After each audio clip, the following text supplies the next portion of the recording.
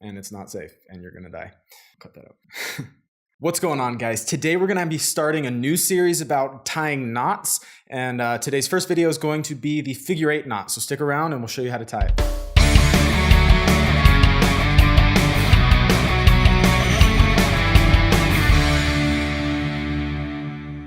All right, if you guys like the outdoors, specifically backpacking, camping, rock climbing, and mountaineering, you're definitely gonna like our channel. So why don't you hit that subscribe button somewhere, probably over there, and follow our channel. That way you're gonna be notified whenever we put new videos up, and then you should watch them.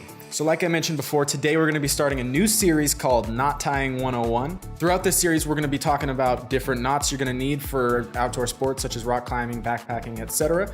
And today we're gonna be going over probably the most important knot I can imagine as far as outdoors, especially rock climbing goes, and that's the figure 8 knot combined with the figure 8 knot follow through, double back, whatever you wanna call it. So the knot itself looks like this. Well, this is the follow-through version. The figure 8 knot itself is the one that looks like an 8 in the middle. What can I say? It's not a particularly complicated knot to tie, which is great because you tie it all the time. Its main use would be to tie yourself into your harness when you go rock climbing, but it has lots of other uses. Anytime you need to tie a really sturdy, strong knot, the figure 8 is probably a pretty solid option to go to. So let's jump in. I'm gonna show you guys how to tie the knot. It's not too complicated, and I'll give you guys a little mnemonic device that you can use to remember it as well.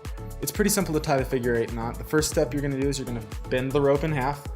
It's called taking a bite of rope, just for the record.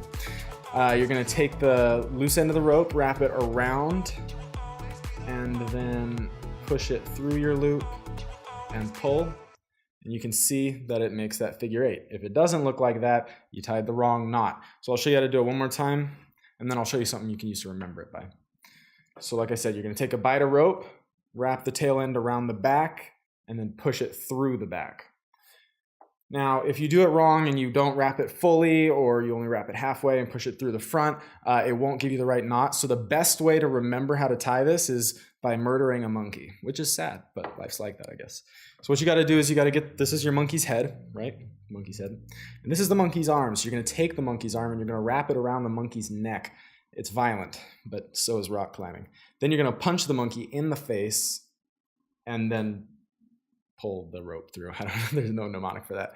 But again, your knot should look like this every time. So if your knot does not look like this, if your knot does not look like this, you did it wrong. So in order to tie yourself into a harness like this, what you're gonna do is you need to take out enough rope that you can actually tie kind of like 2 figure 8 knots and leave enough slack to be safe. So the best way to do that is to take out like a full arm's length of rope. Now, depending on how long your arms are, it may vary, but usually what I do is I just stretch my arm out fully, grab it at the shoulder, and this is what I use to make my knot. So I make my bite right here, and I do the full thing, wrap the monkey's hand around his neck and push it through his face.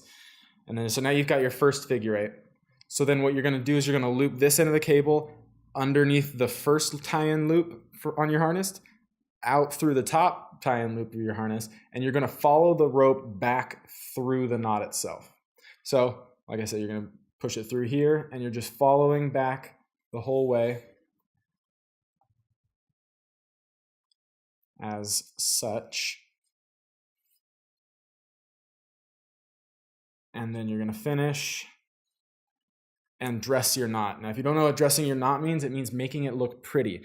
Obviously, that's not the real point. The point is twofold. Well-dressed knots are stronger, and they're more likely to hold their shape and keep you safe in the event of a fall. But more importantly, or maybe equally importantly, a well-dressed knot is easier to diagnose if it's tied incorrectly. So the way you're gonna dress your knots is you're going to make sure that there are no points where the knot overlaps with itself. So you can see here on this corner, this is kind of forming an X. The rope is overlapping the other strand that it was supposed to follow. So you're just gonna start from the beginning and make sure that at no point does the rope cross itself. So if you gotta like tuck one rope under another or what so have you, do so, and then make sure you tighten the knot. So now you can see that this is a well-dressed knot.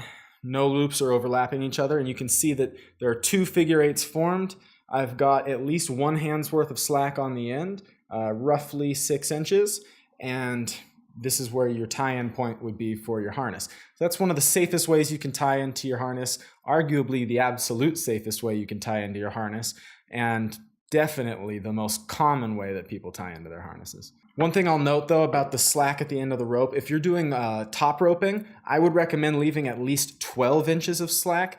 More is usually better, with the exception of that during sport climbing or lead climbing specifically.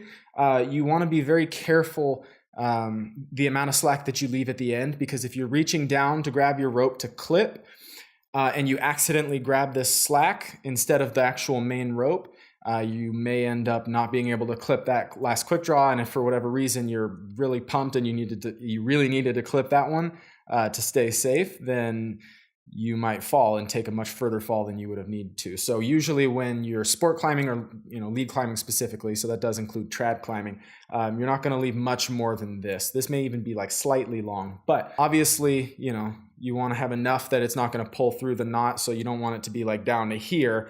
So leave at least about 6 inches, but other than that, you don't want it to be too long. Like I said, you might grab the wrong end of the rope. Like I said, it's not a complicated knot, but you should go ahead and practice it 100 times. I want you to be able to tie it one-handed, blindfolded, upside down, or something like that. I mean, the reality is it's an incredibly useful and commonly used knot. It's not hard to do, and if you get really good at doing it really fast and properly, read as safely, then you're going to be much better off. So go ahead and practice it a whole lot. Watch this video 100 times if you have to, but just make sure you get really good at this knot. Other than that, I think I'm going to try and start an argument in the comment sections because it's fun for me to watch. A lot of people think that it's okay to use a bowline knot to tie into your harness for climbing. What do you think? Some people think it's stupid. Some people think it's better than a figure 8 double back. So why don't you guys go ahead and leave your opinion down there and let me know what you think. Other than that, I would beg you with my life to subscribe to our channel because I think I'm cool, and well, that's not true. Other than that, we would really appreciate it if you guys subscribe to the channel. Like I said before, this is going to be a series, so if you subscribe to the channel and hit the notification icon, it'll let you know every time we post a new video, and that way you can keep up with the series, learn all the knots you need, and any other kind of outdoor education videos you could possibly want or imagine. So go ahead and hit the subscribe button, notification icon, and like the video if you found this content interesting. Other than that, I've been Trevor Long for Sawback Gear, and I look forward to seeing you outside.